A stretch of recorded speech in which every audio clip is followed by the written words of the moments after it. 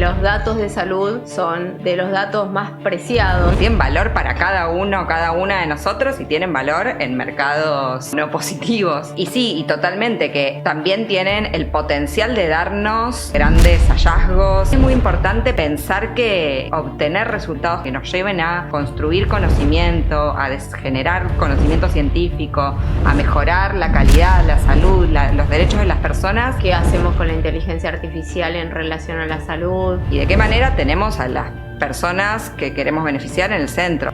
Me parece que encontrar ese balance entre seguridad y el desarrollo y el hacer es como uno de los aspectos claves. Que las regulaciones no sean un freno, pero que existan. Las tecnologías, la inteligencia artificial no son neutras, que tiene que haber una intervención, una mirada y un cuidado. ¿Cuál es el lugar de los humanos en estas posibilidades que nos está ofreciendo la inteligencia artificial? Me alegra que sigamos diciendo, bueno, somos personas y la humanidad es algo importante y que le damos valor y no todo puede ser suplantado por una inteligencia artificial.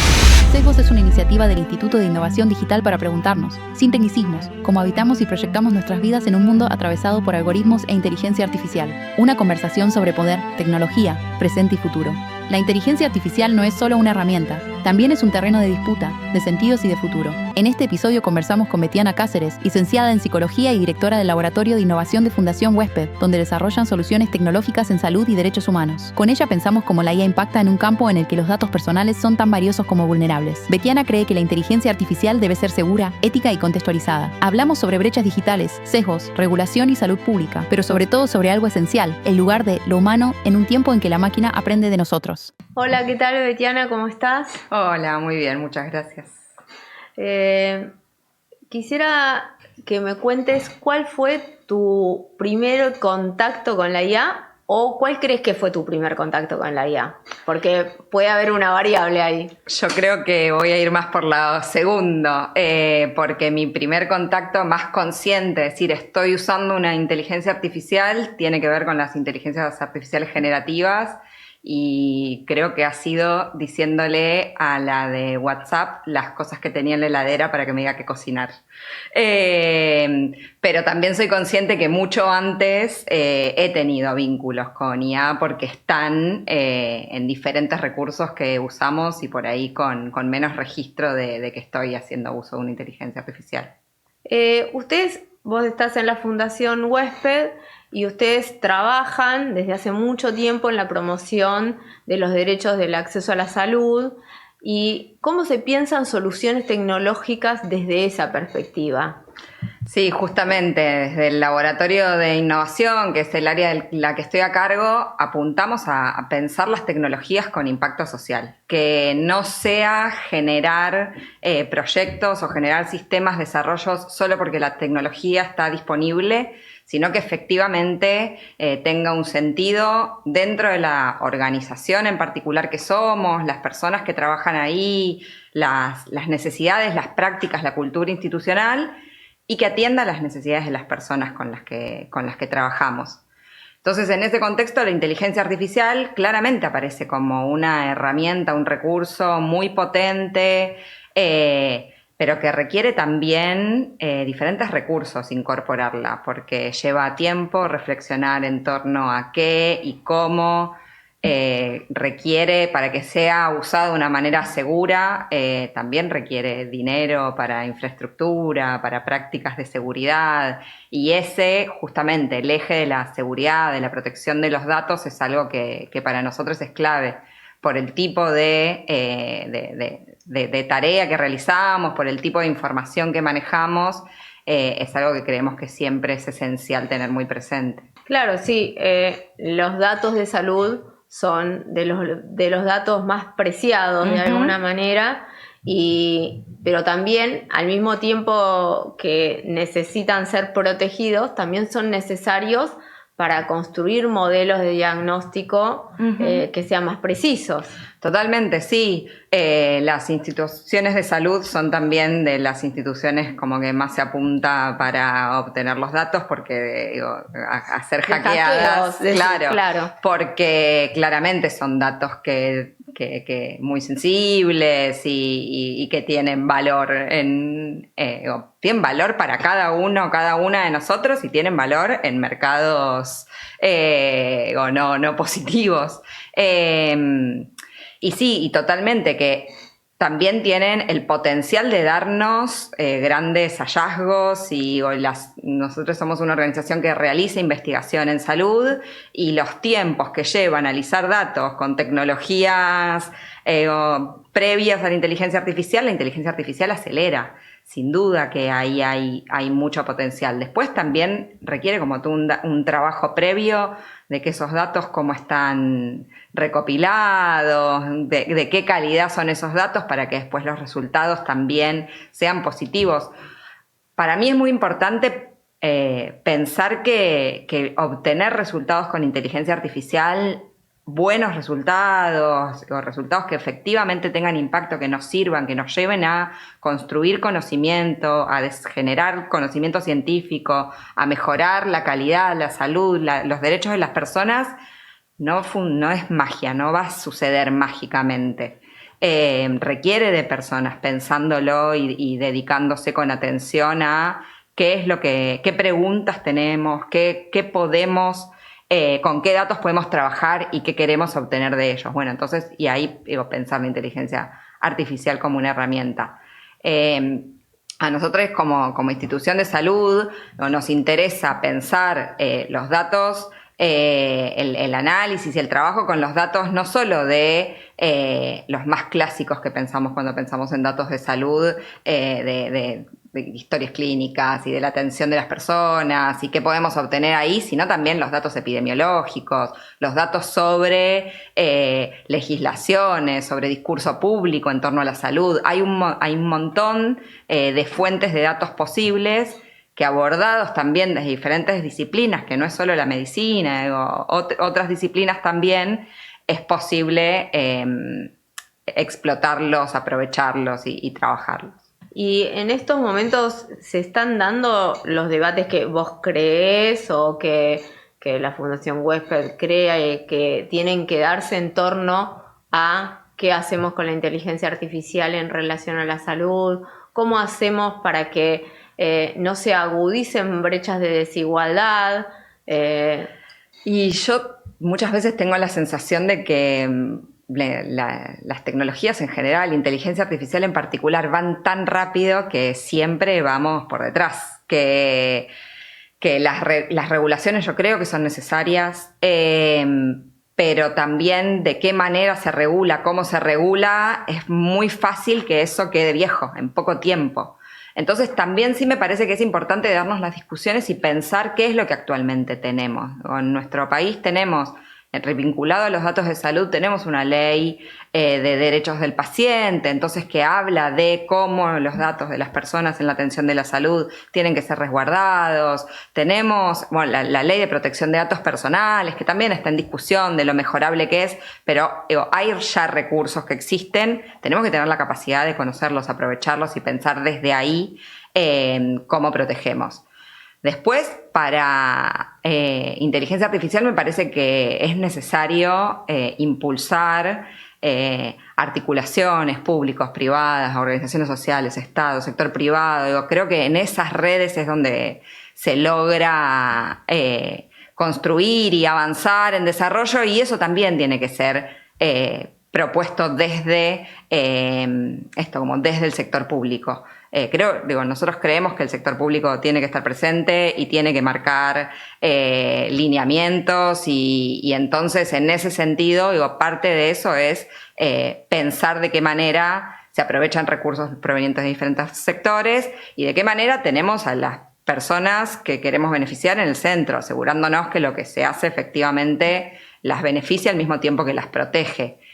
Me parece que encontrar ese balance entre seguridad y el desarrollo y el hacer es como uno de los aspectos claves. Que las regulaciones no sean un freno, pero que existan, que estén.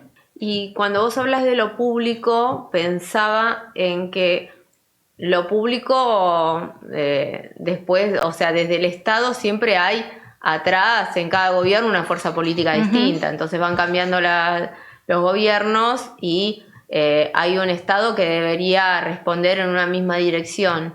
Esta es una falencia que tenemos nosotros como país en muchos aspectos, en este creo que también, pero creo que de alguna manera la inteligencia artificial nos estaría empujando a que podamos generar consensos para tener posiciones comunes en torno a esto. Sí, el desafío de cómo se sostienen agendas a partir de los cambios en gestiones está siempre, en gestiones entre diferente color político y en gestiones dentro del mismo partido, pero que cambian funcionarios y por ahí cambia también algunas cuestiones de perspectiva.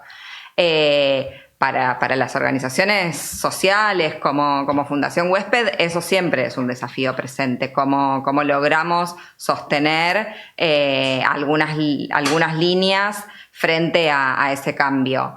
Creo que hay un consenso de que la inteligencia artificial está, no podemos negarla, es parte de nuestra vida cotidiana y que algo hay que hacer con eso.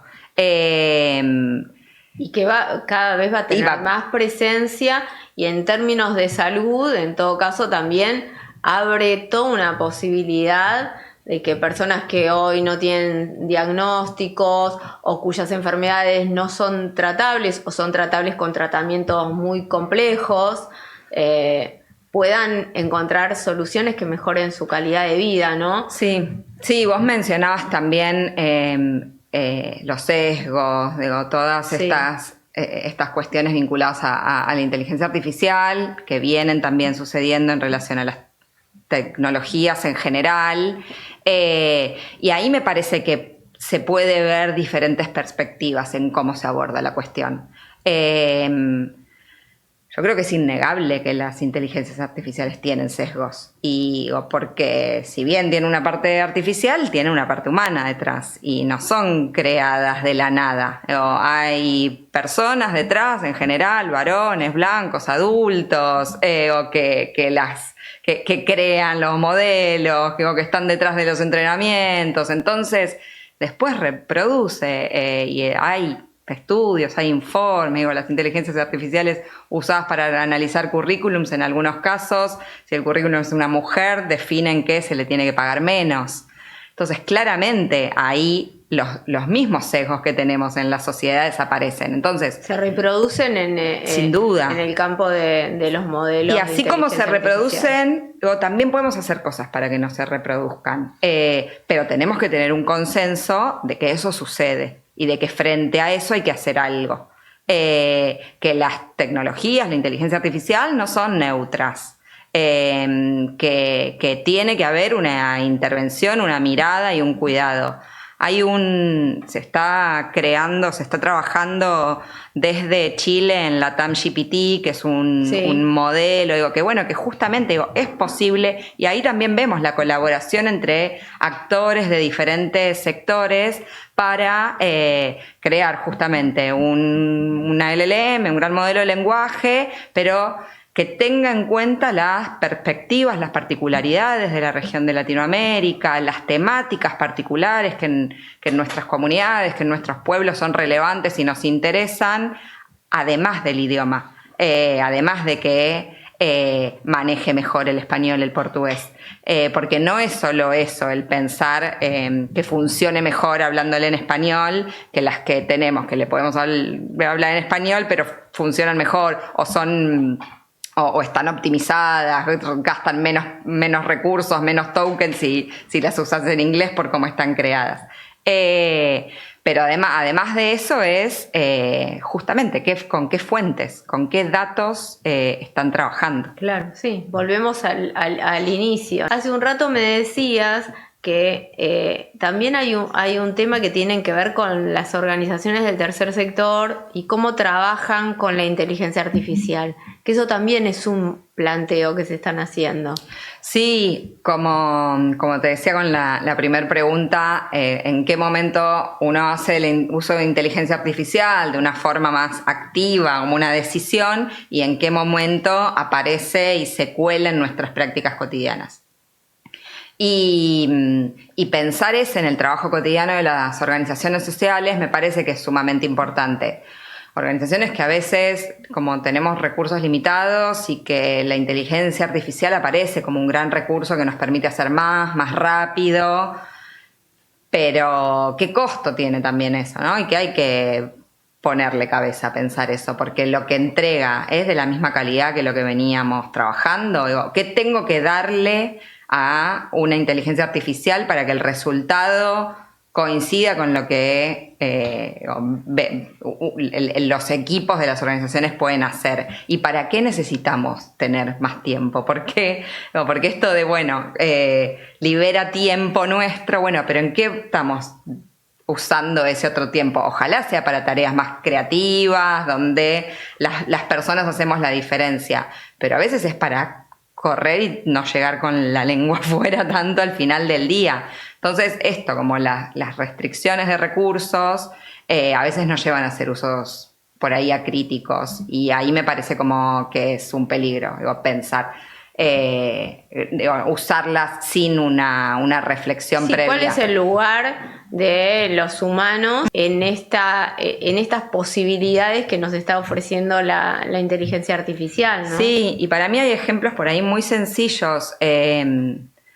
Muchas veces el trabajo en gestión en organizaciones es estar en una reunión tras otra, articulando con gente, acordando cosas, planificando proyectos, y siempre es un pendiente en las minutas de esas reuniones. Entonces, claro, que uno se reúne y después el registro a veces falla. Entonces, ahí aparece la inteligencia artificial. Sumamos una inteligencia artificial a la reunión que haga el registro de la reunión. Y yo me acuerdo en un momento me aparece una minuta de una reunión donde hablaba de problemas de salud de una compañera. Claro, porque en el momento de entrada, claro, a la reunión informal se había hablado algo al respecto y eso pasó directamente a un documento que circulaba. Entonces, en esos pequeños detalles... Sí, o cuando uno quiere hablar de cuestiones sensibles que quedan registrados en una plataforma y uno no sabe dónde termina esa información, ¿no? Entonces, por supuesto, ahí uno también vuelve a esta idea de cómo se protegen los datos también en este plano del trabajo, ¿no? Sí, exactamente, que además yo creo que son temas que los venimos viendo hace tiempo. Cuando hablamos de las redes sociales o las cosas que son gratis. Bueno, son gratis porque les estamos pagando con nuestros datos. Claro. Entonces, con la inteligencia artificial me parece que vuelve a aparecer. Los usos gratuitos algo están ganando en permitirnos... Sí, aprenden de nosotros. Claro. Entonces, eso creo que no hay que olvidarse. Me parece que que es una nueva herramienta, pero que por ahí nos lleva a reflexiones que ya tuvimos. Yo me acuerdo... Hace muchos años atrás, como aparece Internet, y como ya Internet como más instalado, me acuerdo de tener, no sé si era escuela secundaria o posterior, capacitaciones sobre buscadores. Entonces, el uso crítico que teníamos que hacer de los buscadores en Internet. Y manuales que hablaban de mirar cuál es la página de la que viene, la diferencia entre el .com, el .org, el .gov, para identificar el valor de la fuente, la confianza que tenerle en la fuente. Bueno, es lo mismo ahora. Cuando a una inteligencia artificial le pedimos una respuesta, tenemos que tener esa misma reflexión de pedir fuente, de saber de dónde viene, cómo lo construyó. No podemos tomar la primera respuesta que viene como la válida y la única. Lo que pasa es que en ese diálogo que se da, como en esa forma que tienen de funcionar, a veces dejamos de pensar que hay una máquina ahí detrás que tiene errores y que tiene sesgos, lo que decíamos antes. Entonces me parece que muchas de las preguntas que nos podemos hacer ahora son las que nos venimos haciendo como con cada elemento innovador o más disruptivo que ha habido a lo largo del desarrollos tecnológicos. Claro, solo que sabemos que va a transformar nuestra vida completamente. Y las costumbres que tenemos y los modos de relacionamiento. Sí, en relación a esto, los modos de relacionamiento, leía también hace poco que no es tan nueva, pero una investigación respecto a cómo aceptan las personas el uso de la inteligencia artificial por parte de sus compañeros de trabajo para las comunicaciones. En vez de yo escribir un mensaje, escribir un mail, se lo pide una inteligencia artificial que lo escriba. Entonces, hay cierto nivel de aceptación en que te mejore el texto, como desde correcciones ortográficas, tono, con esas cosas. Pero las personas no les gusta recibir un mensaje de felicitación hecho por una inteligencia artificial. Entonces, cuando detectan eso, cuando saben que eso claro, fue... cuando se pierde lo humano. Claro, ¿no? entonces seguimos. A mí me alegra que sigamos diciendo, bueno, somos personas y la humanidad es algo importante y que le damos valor y no todo puede ser suplantado por una inteligencia artificial. Tomando esto, pensaba en algunas cuestiones que están apareciendo, y volviendo al tema de la salud, algunas cuestiones que están apareciendo en términos de justamente pacientes que llegan a los consultorios con diagnósticos elaborados ya, porque la consulta ya no es al buscador, sino a un modelo de lenguaje de IA. Entonces, ustedes están recabando información en relación a esto, saben que esto está sucediendo. No tenemos trabajo específico en torno a eso. Sí aparece o sí hay personas dándole mucha información sobre estudios o análisis, historial médico, una inteligencia artificial para que elabore. Y hay ahí por ahí una puesta en cuestión como de la legitimidad de los saberes. Bueno, como por ahí el valorar la inteligencia artificial por su capacidad de analizar mucha más información que tal vez el profesional que tenés enfrente. Entonces, ahí me parece como que hay también un problema o un tema a pensar de a dónde ponemos el valor, qué es lo que nos parece más importante, bueno, y que después está atravesado por cuestiones también de las discusiones sobre cómo están los sistemas de salud y qué capacidad de atención tienen y del tiempo dedicado por los profesionales a las personas. Entonces, vuelve a poner por ahí en valor, un buen profesional que dedica, aunque tenga poco tiempo de consulta, pero ese poco tiempo es de calidad y es con escucha, va a poder contrarrestar el supuesto valor que puede tener una inteligencia artificial por su capacidad analítica y de caudal de información a manejar. Pero me parece como también hay interesante el pensarla por parte de los profesionales como aliado. Bueno, puede servir para que el profesional busque info que a lo mejor por sí mismo no puede analizar por la cantidad que hay, y después poner un juicio personal como evaluando esa información. Yo venía siendo muy reticente cuando pensamos proyectos usando inteligencia artificial a pensar proyectos que los destinatarios sean pacientes o la población en general, y siempre apuntaba a, que sean educadores, profesionales, entonces que haya ahí como una mediatización para después llevarle al paciente.